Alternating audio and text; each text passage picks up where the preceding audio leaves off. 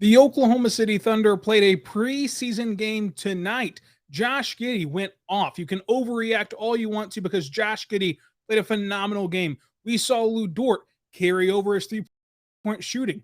What happened with the rookies? How did this rotation shake out? And what is it looking forward to start the regular season? All the takeaways, all the overreaction, all of the hype from today's first preseason game and more coming up on the Locked On Thunder podcast on the Locked On Podcast Network. You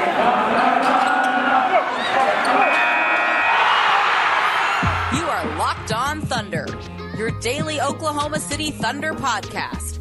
Part of the Locked On Podcast Network, your team every day.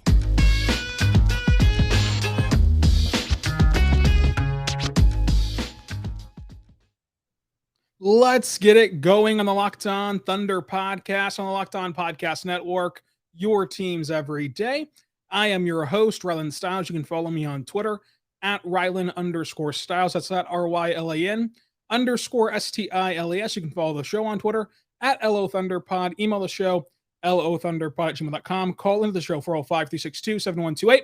On today's show, we're going to dive into the Thunder first preseason game against the Charlotte Hornets. Talk all about Josh Giddey's great debut. Talk about what the Thunder can improve on, what they carried over from last year, and what to look forward to for the rest of this season.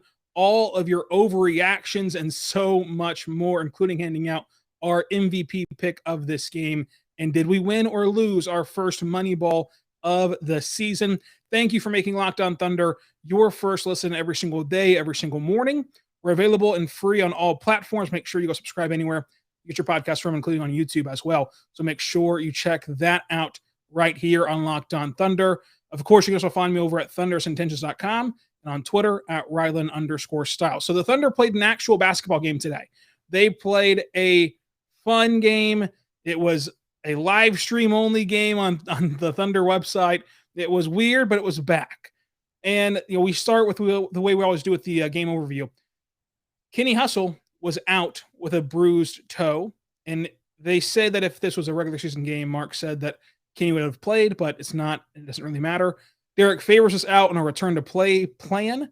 And so I saw this question, what does that mean? So he had a knee injury. He's been getting treatment, and he's just not ramped up enough to play. Think of it that way. It's just a fancy way of saying he's not physically ready yet, or if you want to say, conditioned yet to play a actual basketball game. He's more so in that practice, kind of area of his return to play, which is why we saw on Sunday, he only participated in the non-contact portion of practice. So he's got to do the non-contact, then he'll participate in like contact practices, and then he'll play in the actual games, and he'll play in the actual kind of contests here. Vit was also out, but this time it was with a visa issue, which we saw this visa issue last year twice with Theo Maledon in the preseason and Gabriel Deck in the regular season. So this is nothing new for the Thunder. They're going to work this out, and hopefully with such a long kind of delay here, it's worked out in time for him to play on Sunday. Remember last year with Theo Maledon in the preseason, he played the first game, and then they ran into this visa issue. And whenever they did that, though, there was only 3 games left, and they were like 2 days apart. Because the schedule just so condensed to where they didn't have enough time. And so his preseason ended with just 1 preseason game. Hopefully for Vit, they can get this cleared up by Sunday, you would imagine, and allow him to play for the next 3 preseason games. The starters for this game really caused headlines. SGA, Dort, nothing to see there. But Josh Giddey did crack the starting group, along with Darius Bazley and Isaiah Roby. And Mark, from the vibe he put off to those of us in the media in the pregame press conference, seemed like this is his group. Like this is going to be his core nucleus. He actually went as far as to say that like the more interesting question is not about Josh Giddey if he'll stay there. The more interesting question is what they do with the center position. So it seems like they're going to keep SGA, Dort, Giddey as the starters. And that's going to be his group moving forward. I'll be fascinated by that aspect, but it makes a lot of sense, right? So, of course, he's a rookie, and you don't really know what to expect from him, but he's played professional basketball before. Josh Giddey's been playing in the NBL, one of the top leagues in the world, not named the NBA. And furthermore, for this rebuild to work, for the Thunder to reach the heights they want to reach, They obviously cannot reach them this year or next year. But to do that, it'll take Josh Giddey not only being a good basketball player, but also being a player that can play next to Shai. And he's mentioned before throughout this entire process, he's never played with another guard, not to mention a guard like an all-star caliber player like Shai. And so getting used to playing off ball when his most dominant and predominant trait is his incredible passing, incredible playmaking, which we saw tonight, will be something that you want to get figured out sooner than later. That way, once they're on the same page in that aspect, they can learn to grow together and really allow Giddey to develop into the player he'll be for you on down the line whenever it's time to win basketball games. So it's a interesting move, but I think it's the right move. I think it's the right move to let these two guys play together for sure right out the gate, even in that starting group. It also lets the Thunder bring Poku off the bench for now, which allows the offense to flow through Poku. Now, in this game, that didn't look good. However, it's just one game. He's 19 years old, so we're not going to overreact to the preseason. And in general, here's a guy like Poku that needs the ball in his hands. You want to see if he has that unicorn potential. The Thunder think that they do, that he does, obviously. And you want to see what he can bring as a playmaker and as a guard that's 7 feet tall. A good way to do that is by letting him run the show in the second unit, because as a complementary player right now, he's not really that for Shai. Like, he's not really a complementary player yet. And he's more of a player in that stage of his career where you're trying to figure him out, see what he can do. And next to Shai, you kind of got to reduce him to, okay, number one, he's not a good defender. Number two, do you really trust him as a drive and kick partner with Shai?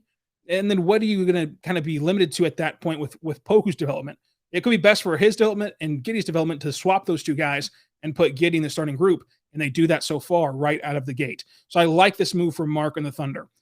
It's important to note as we get into the game now, this is preseason. Defense was optional for the Thunder specifically. They look kind of sluggish. They look like a team that just played a very physical practice on Sunday, which they did. And the Thunder were not running offensive sets. They were not really diving into their playbook. It was just all transition and then kind of all isolation with a few standard pick and rolls. It was not, they weren't running many of their horn sets. They were doing a lot of what they typically would do, and which was a little surprising because Bazley said that they've been adding stuff to their playbook. And so obviously they're not ready to show that to the NBA yet. And not in the sense of like hiding it or keeping it top secret like you would hear in football, but in the sense of, hey, we just put this stuff in. We just installed this new stuff. Let's not break it out in a game yet. Let's work on it for another week. Because remember, these games are very spread out. They played tonight. They won't play again until Sunday. So they have a long time to continue to refine that playbook, see what plays work, what they feel comfortable running yet. And so for this game, you keep it vanilla. You just do isolation stuff, some standard pick and roll stuff. And then that's kind of the way the thing goes, especially with how fast paced this game was for the transition aspect of it. Now, getting into the game, you have your opportunity now, Thunder fans, to overreact. In the Summer League, the Rockets fans got to do it. Every fan base, it seemed like, had a guy that they could overreact to accept the Thunder. And this is your chance now. Josh Giddey was incredible tonight. He looked comfortable. He looked confident. He was aggressive. He was assertive. And he was loud. And that is an area that I think that you'll be most surprised by. If you didn't do a ton of draft research, just how loud his game is with his play style, but also his personality, arguing with calls, arguing with officials, in the preseason, getting his guys in the right position defensively and offensively, and just that kind of leadership and that alpha mentality of, I know what I'm supposed to be doing. I know I'm supposed to be here, and I'm going to help everyone else around me.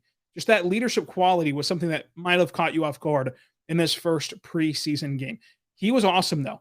In 28 minutes, he goes for 18 points, 7 rebounds, 3 assists, 2 turnovers, 2 fouls, 2 for 3 from 3, 2 for 4, I should say, from 3, 66% from the floor. I think that the stat line itself is awesome, and you couldn't have really drawn up a more perfect stat line for Giddey, especially whenever you throw in there that he had at least 3 potential assists. So if you make this a 6 assist, 7 rebound, 18-point night on good efficiency in 28 minutes, that's an unbelievable game from a rookie. And that's why I feel comfortable saying he's going to be an all-rookie player. He's going to start, he'll play loads of minutes, and he just has that knack for compiling stats.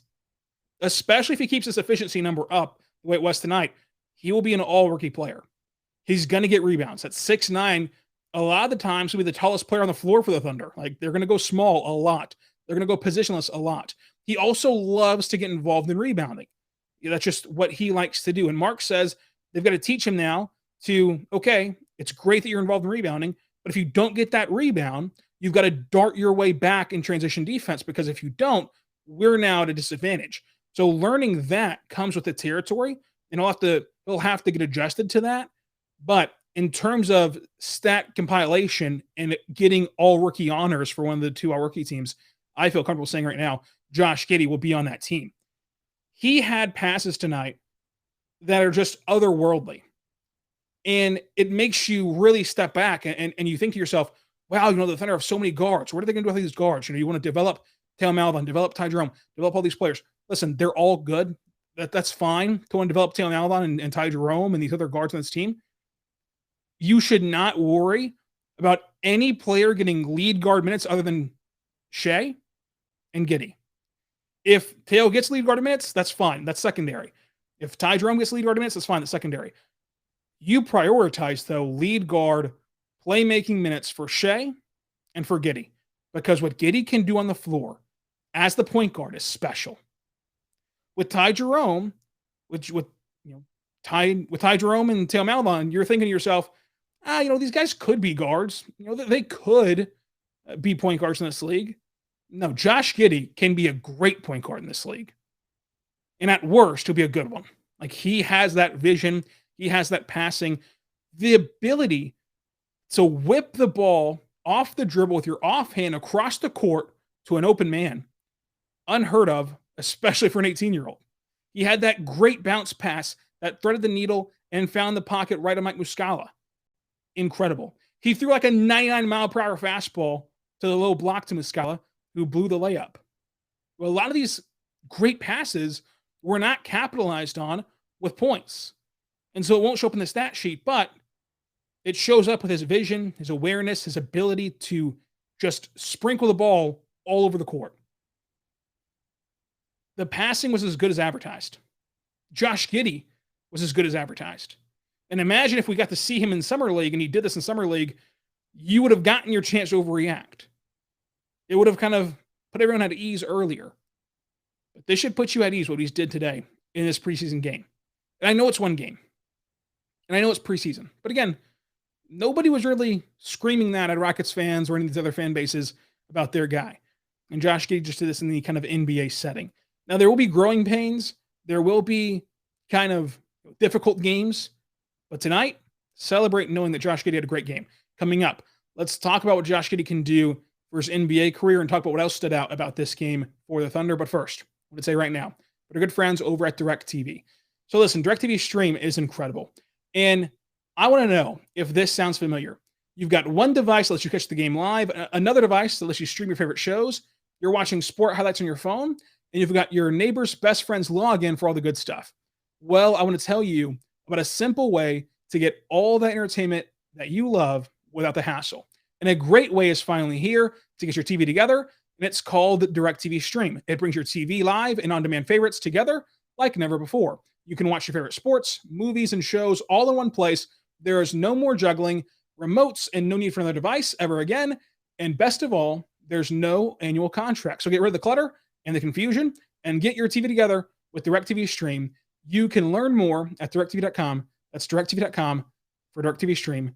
Compatible devices required, and content varies by package. Listen, today's game was streamed on the Thunder website, but I've seen a lot of you complaining in my mentions about YouTube TV, about Hulu and other streaming services not having Bally Sports. DirecTV Stream, they have Bally Sports. Get the choice package, and they have Bally Sports for you to watch the Thunder.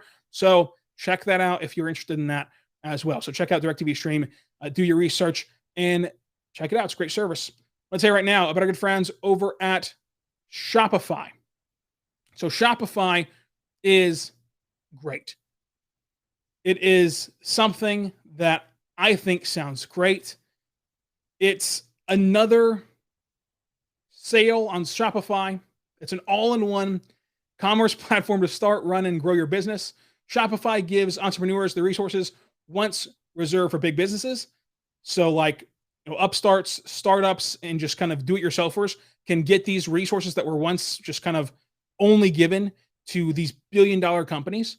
It helps you start your journey, and it has endless possibilities. This podcast started out with a low audience number, and we've grown it into something great. And so things like Spotify, I should say Shopify, and what they've been able to give the tools and the resources to small businesses like Locked On Podcast has been great. And it's allowed businesses like Locked On Podcast Network to kind of transform into these huge corporations. And it starts with Shopify. Customers online and across social networking, you can reach them. You can reach them with TikTok, with Pinterest, Facebook, and more. So if you're a small business owner and maybe you don't understand the trends on TikTok, you're not like Josh Giddey. Maybe you don't get how to use Twitter. Believe me, like Twitter is kind of a interesting platform of it sounds, kind of weird to sports fans because we're always on Twitter. It's like a sports bar for sports fans. But for business growing, it's kind of a weird format to grow on. It's like Twitter, Facebook, Instagram, TikTok, Pinterest. Shopify can help you grow your platform and grow your footprint on these social media websites, and they allow you to reach your customers. It's a great thing which helps you grow and sell more product or get more listens or get whatever you want to get out of your business. It's powered by Shopify. Shopify grows with you more than just a store. Make sure you go to Shopify right now at shopify.com/lockedonnba, shopify.com/lockedonnba, all lowercase, for a free 14-day trial to get all access to Shopify's entire suite of features. So grow your business with Shopify today. That's shopify.com/lockedonnba, shopify.com/lockedonnba, all lowercase on Shopify. So we're back on Locked On Thunder Podcast on Locked On Podcast Network, your teams every day.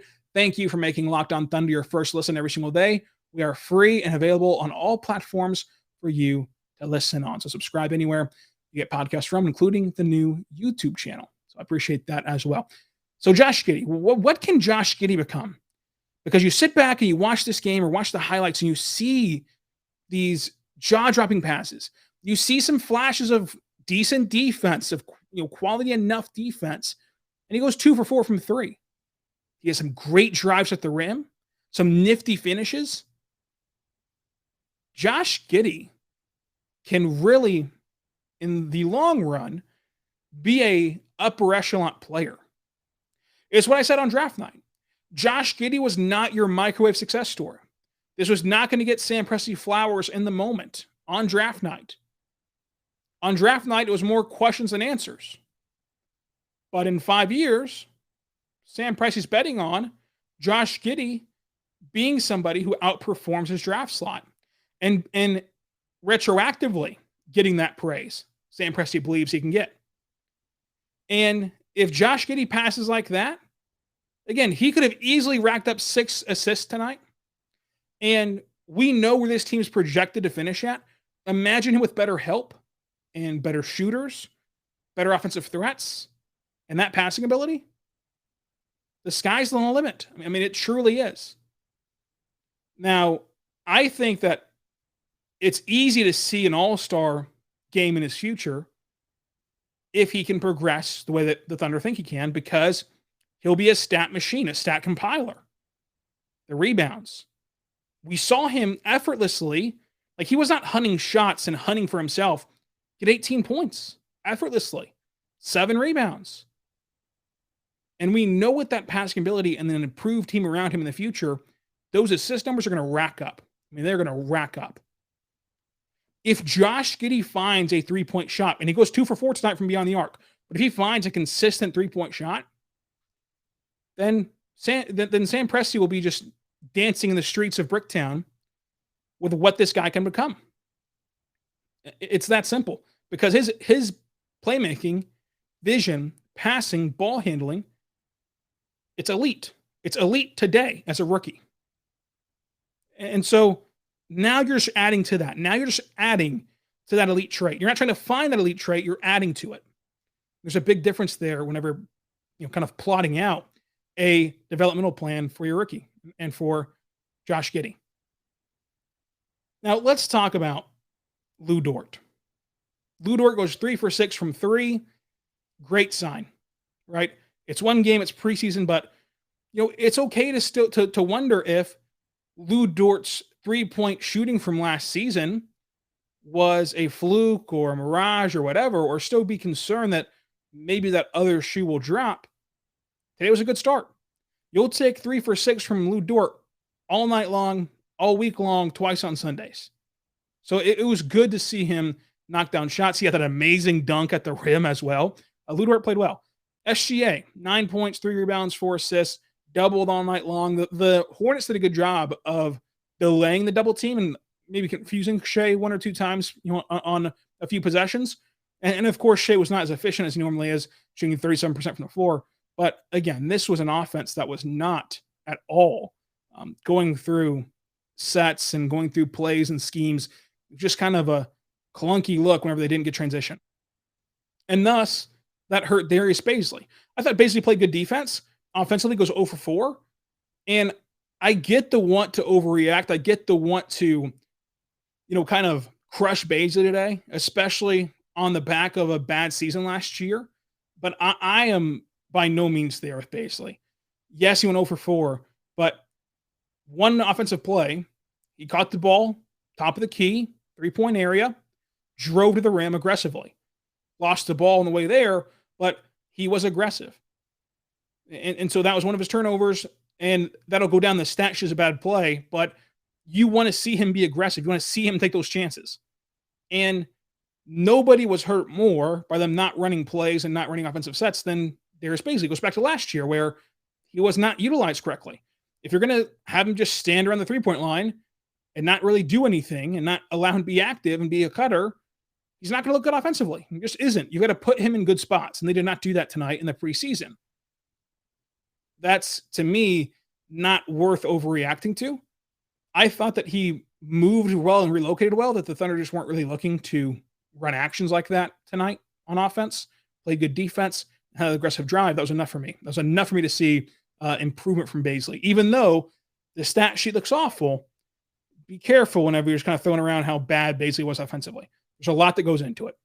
The Thunder did not do good by him, and he took advantage of a few times where he got the ball in his hands and could actually do something with it and not just have to pass it on to the next person. I was not as displeased with Bazley's offense as most people were on Twitter. Isaiah Roby had a huge block at the rim. He had a great steal. He only had 2 fouls this game. And again, the Hornets do play smaller than most teams will. So this actually benefits the Thunder and benefits their wanting to go small with Roby at the 5, with Jerry at the 5. But Roby did play well in this assignment. He got an assist. He got a rebound, 6 points, 60% from the floor. And again, blocking LaMelo Ball at the rim was awesome as well. I think that he outperformed the rookie JRE. Jeremiah Robinson-Earl struggled. And to me, he just looked nervous, right? Like, that's not his game. You watch him at Villanova, he's a way more comfortable, confident, smart player. Like, he was just doing things that are out of his element, that are kind of outside of himself, to where he got 4 early fouls, then calmed down after that, didn't foul for that. But you could tell the nerves kind of got the best of him, and that he was kind of feeling, hey, this is my first NBA game. And I think that we'll see a different Jerry on Sunday. I'm not concerned about it, but of course, Roby outperformed him in this game for sure. And Roby has that leg up on him, and Roby can be a player that really helps mentor Jerry, because Roby had to go through growing pains last year. Roby got put in that small ball 5 position, a spot where he's rarely, if ever, played in his career before last year. And he had nights where he was fouling a ton and he was not producing offensively. And he just kind of didn't know where to go from there. He also had nights where he was awesome. He was like a good, very good basketball player. So these will come and go with any rookie in general, but also a rookie that's gonna be playing in a different spot than they're normally used to playing, especially in the NBA with how physical these bigs are. Even the small bigs are very physical, unlike in college. So I'm not concerned, but JRE did look not as expected, right? I expected him to come in there and look like a pro immediately. He came in there and looked like a rookie, which is no big deal, but it is what it is. So Tre Mann, though, also looked like a rookie. And this was expected. I've been saying all along, hey, it's probably best that Tre Mann gets G League minutes. But sheesh, he went 0 for 2 from deep. Did not look in sync at all. I will say, as a positive for Tre Mann, he drove really well and very aggressively. And it allowed him to get to the line and go 6 for 6 from the line. Why is this a positive? We know Tre Mann can shoot the ball. Sure, 0 for 2 tonight, didn't shoot it particularly well in Summer League. We know he can light the floor on fire from deep. That is his NBA trait. That is his skill set. So eventually, these threes are going to fall. And eventually, he's going to find the bottom of the net from three. And he'll catch fire one game, and it'll be electric. Now, if you take that skill set and you add into it getting to the line, that moves you to that next tier of score. We saw it last year at Shai. Last year, Shai gets to the line, boom. He's almost a 25-point per game scorer. Getting to the line in this league is a huge, huge benefit, and it takes you to different heights as a scorer. He has his skill set being the most valuable shot on the floor is a guy who can knock down threes because you get 3 points for it. Now add in hard drives where he goes to the line 6 times, goes 6 for 6 from the line. Add in 4 for 8 from 3, 6 for 6 from the floor, and a couple mid-range shots, couple layups. You're there. I mean, you are a good scorer in the NBA. So seeing him control his body enough to draw fouls and take contact while knocking down his shots at the line was a good sign for the Thunder in the long term. What I'd say right now, our good friends over at BetOnline.ag, and this is a good sign for you in the long term because you can almost bet on NBA action again. I would not advise preseason action, but I would advise the regular season. I've already placed my bet for the regular season at BetOnline.ag with the Thunder plus 12.5 against Utah. They're going to keep it closer than the experts think. Plus 12.5 in Utah against the Jazz. We are back and better than ever at BetOnline.ag, and all eyes right now are on the gridiron. BetOnline.ag has a great new interface, amazing new website. They continue to be your number one source for all things football. So go to the website right now, use your mobile device, and sign up today. You receive a 50% welcome bonus on your first deposit. Do not forget to use our code LOCKEDON to receive your bonus. That's from football to basketball, baseball, boxing, to your favorite casino games, and so much more. Do not wait. Take advantage right now on their amazing offers for the 2021 season. BetOnline is your fastest and best way to bet on all of your sport action. BetOnline, your online sportbook experts. And remember, they have Josh Giddey plus 3,300 to win Rookie of the Year if you're feeling really frisky after this preseason debut. We're back on the Locked On Thunder podcast, on the Locked On Podcast Network, your teams every day. I want to tell you right now that we appreciate you making us your first listen every single morning. Listen to this podcast every single day.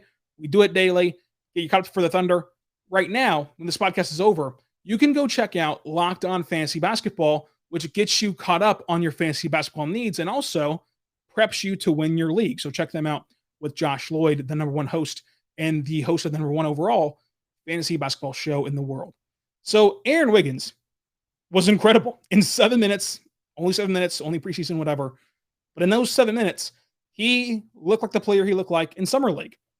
He just absolutely caught fire from three.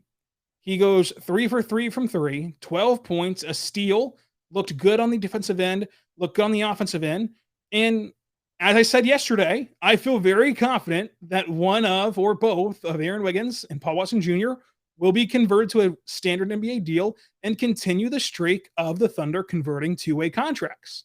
And I think that we'll see Wiggins get more of a run on Sunday, more of a run in Game 3, and so on and so forth. Now, the training camp invites, DJ Wilson, Rob Edwards did not play. Mark said he wanted to look at them. Obviously, this game we did not get to look at them because he didn't play them. But in the future, they'll likely play, and we'll see them more. Now, we did get to see Mamadi, who is playing 8 minutes in this game, hits a 3, gets 2 blocks, 2 rebounds, 3 fouls in 8 minutes. Some good, some bad. Little column A, little column B with Mamadi. Look, the odds say he's going to get cut, and he'll be the guy that's the odd man out in this roster rotation. But he showed some flashes, and that's kind of the interesting part, right? Would you rather have Mamadi or Gabriel Deck, who I don't know what to make of Gabriel Deck? I mean, what will the Thunder do with a 26-year-old player in Gabriel Deck?